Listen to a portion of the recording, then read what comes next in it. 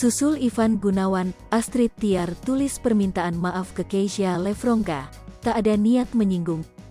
Astrid Tiar menyampaikan permintaan maaf kepada Keisha Lefronka. Hal ini lantaran Astrid Tiar dinilai meledek suara Keisha Lefronka. Dikutip dari Tribun News, Keisha Lefronka menjadi bintang tamu program Rising Star Indonesia Dangdut di MNCTV yang tayang Senin, tanggal 25 Juli tahun 2022. Saat itu, Astrid Tiar menirukan suara Keisha Lefronka yang seperti tercekat. Permintaan maaf dari Astrid ini menyusul tindakan serupa dari Ivan Gunawan yang juga meledek Keisha di acara yang sama. Melalui postingan di akun Instagram @astridtiar127, Astrid menuliskan permohonan maafnya.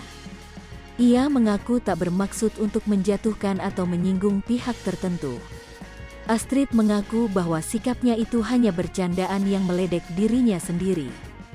Di sisi lain, ia justru merasa kagum dengan suara peserta dan bintang tamu. Rasa kagumnya tersebut membuat Astrid meminta untuk diulang kembali bagian tertentu pada lagu tersebut. Ia pun bermaksud untuk mencontohkan suaranya yang dianggapnya kurang. Namun, hal itu menyinggung pihak lain. Astrid pun meminta maaf dan menjadikan hal ini sebagai pembelajaran untuk dirinya.